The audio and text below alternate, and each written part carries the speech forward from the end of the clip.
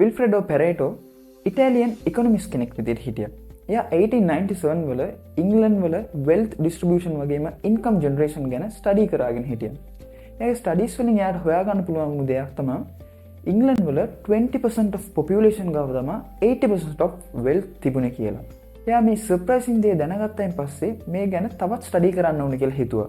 එයාගේ ස්ටඩීස් වලින් එයා හොයාගන්නවා මේක ඉංග්ලන්ඩ් වල විතරක් නෙමෙයි හැම කන්ට්‍රි එකකම හැම පීරියඩ් එකකම මේ විදිය තමයි තිබිලා තියෙන්නේ කියලා. තව ටිකක් ඩීප් රිසර්ච් කරද්දී මේ 80-20 ප්‍රින්සිපල් එක just wealth වලට විතරක් රිලේට් වෙන දෙයක් නෙමෙයි. මේක almost හැම දෙයකටම රිලේට් වෙනවා කියලා හොයාගන්නවා. එක්සැම්පල් එකකට එයා කියනවා my garden එකේ 80% of peas 20% of plants වලින් තමයි ලැබෙන්නේ කියලා. අපි මේ ප්‍රින්සිපල් එකට තමයි 80-20 ප්‍රින්සිපල් or Pareto ප්‍රින්සිපල් කියලා කියන්නේ. මේ ප්‍රින්සිපල් එක scientifically අපි ලයිෆ් එකේ තියෙන හැම ඇස්පෙක්ට් එකකම වර්ක් වෙනවා. for example studies, health, wealth, business, relationship. මේ ප්‍රින්සිපල් එකේ මොනවද කියන්නේ නම් අපි ලැබෙන 80% of results අපි කරන 20% of actions වලින් තමයි ලැබෙන්නේ කියලා. අපි generally මොනවා හිතන්නේ? අපි ගොඩක් actions ගත්තොත් ගොඩක් results හම්බෙනවායි කියලා. but මේ principle එකට අනුව ඒක වැරදි. අපි කරන හොඳ actions ටිකකින් තමයි අපිට 80% of results ලැබෙන්නේ. මේ principle එක ආවයින් පස්සේ ගොඩක් අය මේක හැම දෙයකටම work වෙනවද කියලා test කරලා බැලුවා. ඒ testing වලදී ඒගොල්ලන්ට හොයාගන්න පුළුවන් වුණා almost හැම දෙයකටම මේ principle එක work වෙනවයි කියලා. examples විදිහට 20% of criminals හින්දා තමයි 80% of crime වෙන්නේ. 20% of married couples තමයි 80% divorce කරගන්නේ. 20% land වල තමයි 80% mineral හම්බෙන්නේ. 20% of alcohol consumers තමයි 80% alcohol consume කරන්නේ. 20% actors ලට තමයි 80% public attention ලැබෙන්නේ. 20% writers ලගේ books තමයි 80% sell වෙන්නේ.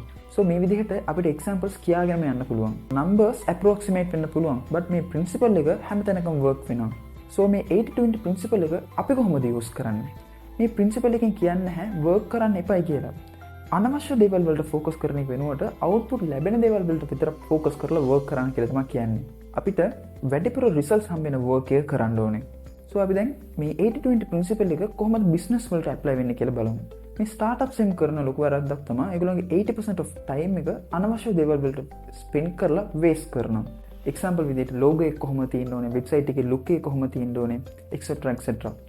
මේ දේවල් අවශ්‍යයි තමයි. but මේක හින්දාම 80% of people අපේ product එකට attract වෙලා අපේ customers ලා වෙන්නේ නැහැ. starting වල මොනවද focus කරන්න ඕන නම් අපේ product or service එක කොහොමද improvise කරලා deliver කරන්න කියලා තමයි focus කරන්න ඕනේ. ඊට පස්සේ තමයි marketing other things වල focus කරන්න ඕනේ. marketing කරද්දිත් 80% of results ලැබෙන 20% of platforms වල තමයි marketing කරන්නත් ඕනේ. and අපි මතක තියාගන්න ඕන තව දෙයක් තමයි අපේ 20% of clients තමයි 80% profit දෙන්නේ. 20% of clients ඉන්න තමයි 80% complaints ලැබෙන්නේ. so අපි මේ 20% එක focus කරලා ඒක satisfy කරන්න ඕන කියලා try කරන්න ඕනේ. මේ 20% දෙකම අපි satisfy කරන්න work කරද්දී අපිට 80% of result ලබා ගන්න පුළුවන් වෙනවා. මේ 80-20 principle එක social life and happiness එකට කොහොමද apply වෙන්නේ කියලා බලමු. author describe කරනවා අපිට 80% of happiness ලැබෙන 20% of friends or people එක associate කරන්න කියලා. අපි හැමෝම හිතන්නේ ගොඩාක් අයත් එක්ක හිටියොත් අපිට happiness ලැබෙනවායි කියලා. but actually මේ principle එකට අනුව කියනවා අපිට 20% of people ලා ගාව තමයි 80% of growth and happiness එක තියෙන්නේ කියලා. so එතකොට අපි 20% of people එක associate කරද්දී අපි අනවශ්‍ය විදිහට time එක waste වෙන්නේ නැහැ. ඒ time එක important task එක focus කරන්නත් පුළුවන් කියලා කියනවා. 80-20 principle එක කොහොමද studies වලට apply වෙන්නේ කියලා බලමු. මම example එකකින් explain කරන්නම්. friends ලා දෙන්නෙක් හිටියා. first friend දවස පුරාම පාඩම් කරනවා. මේ second friend 4 to 5 hours තමයි දවසකට පාඩම් කරන්නේ. but results එද්දී මේ second friend තමයි හොඳ results එකක් තියෙන්නේ compare කරද්දී. ඒ ඇයි නම් මෙයා නොදැනුවත්වම 80-20 principle එක apply කරලා තියෙනවා. ඒ කොහොමද නම් first friend දවස පුරාම පාඩම් කරන හින්දා දවස පුරාම හැම question එකම පාඩම් කරන හින්දා එයාට වෙලාවකට questions අමතක වෙලා යනවා. answers අමතක වෙලා යනවා. but මේ second friend පාඩම් කරද්දී methods දෙකක් follow කරනවා. මොනවද පාඩම් කරන්න ඕන කියලා decide කරනවා. ඒ වගේම මොන වෙලාවෙද පාඩම් කරන්න ඕන කියලා decide කරනවා. මෙයා මොනවද පාඩම් කරන්න ඕන කියලා decide කරද්දී past papers, model papers එම check කරලා important questions විතරක් හොයාගෙන ඒ වලට answers ලියලා practice කරනවා. වැඩිපුර time එකක් තිබුණොත් විතරක් අනිත් questions උත් check කරනවා. but first friend හැම question එකම පාඩම් කරන හින්දා එයාට වෙලාවකට questions වලට answers අමතක වෙලා යනවා. and මෙයා මොන time එකේ පාඩම් කරන්න ඕන කියලා decide කරන හින්දා මෙයා දන්නවා මට particular time එකක් තියෙනවා. මේ time එකේ විතරයි මට focus කරලා work කරන්න පුළුවන් කියලා. එහෙනම් humans ලා විදිහට 24 hours අපිට work කරන්න බෑ continuously. but මේ first friend 24 hours පාඩම් කරන්න ඕන කියලා try කරන හින්දා මැදින් distract වෙනවා.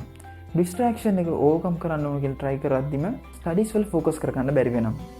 and මේ second friend එයා දන්නවනේ මේ time එකේ විතරයි මට focus වෙන්න පුළුවන් කියලා. එයා ඒ time එකේ විතර focus study කරනවා. in between එයා break out ගන්නවා. mind එක distract වෙද්දි just walk එකක් ගිහිල්ලා mind එක relax කරායින් පස්සේ ආයෙ focus work කරනවා. so මෙහෙම තමයි 80-20 principle එක අපේ studies වලට apply කරන්න ඕනේ. so එයා මොන work එක කළත් ඒ work එකේ 20% එක find කරන්න. එතකොට ඔයාට less time එකෙන් double result ගන්න පුළුවන්. remaining time එක ඔයාට other important things වල focus කරන්න පුළුවන්. so මං හිතනවා මේ වීඩියෝ එක තුලින් ඔයා කුටක් values ලබාගෙන ඇති කියලා. මේ value එකක් ලැබුණොත් වීඩියෝ එකට thumbs up එකක් දාලා ඔයාගේ feedback එක comment විදිහට leave කරන්න. and business, wealth creation and entrepreneurship සම්බන්ධ knowledge එක ගන්න channel එකට subscribe කරලා notification on කරලා තියාගන්න. cheers.